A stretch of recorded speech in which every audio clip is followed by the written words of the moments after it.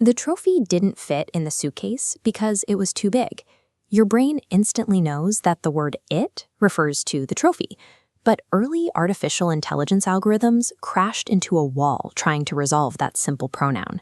Older models process text one word at a time, moving strictly left to right like a ticker tape. By the time the algorithm reached the end of the sentence, the earliest words had faded into darkness. Because the machine couldn't link "it" back to the trophy, it couldn't actually track the relationship between the objects.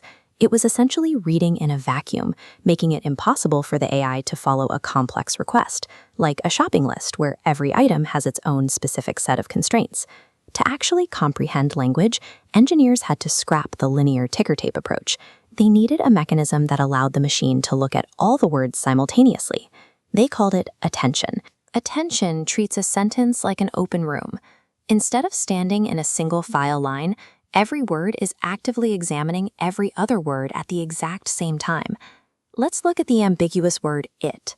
In this system, it projects a specific mathematical question called a query. The query is essentially asking the room, "I am looking for a singular physical noun." Meanwhile, the word trophy broadcasts its own identity tag to the network. This is called a key. The key announces, "I am a physical, singular object." Then comes the match. The system runs a dot product calculation, where the query broadcast from "it" perfectly aligns with the key from trophy. Once locked, trophy passes its core meaning across the connection. This transfer is called the value vector. The empty pronoun "it" absorbs that value data. Mathematically, it becomes defined by the properties of the trophy. This query-key-value exchange allows a machine to infer meaning from surrounding context, rather than pulling static, isolated definitions out of a dictionary. That exchange isn't isolated. It fires off for every single word, mapping grammatical connections and emotional tone across the entire sequence in parallel. You package that exact interaction into a transformer block, stack dozens of those blocks on top of each other, and train them on massive internet datasets. The result is a large language model. This massive stacked architecture is the structural framework that allows modern text generators to maintain a coherent train of thought across thousands of words. But raw computing power has a catch. Let's say you ask this massive language model to recommend a summer dress under $200 from a specific retailer. Without a direct connection to that retailer's live inventory, the model will confidently invent completely fake products with fake descriptions and fake prices. It is doing exactly what it was engineered to do: predict statistically plausible text.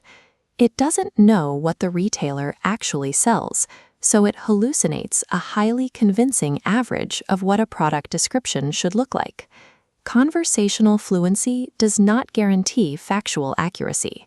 Left alone, an isolated language model cannot function safely as a real-world enterprise assistant.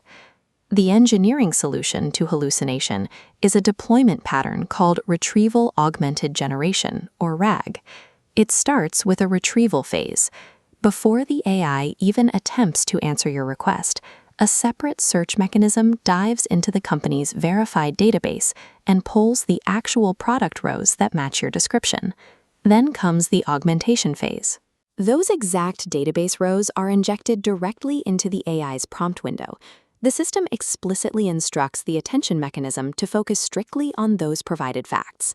The language model applies its contextual fluency to that specific data, generating a highly polished, natural language response anchored entirely in true inventory.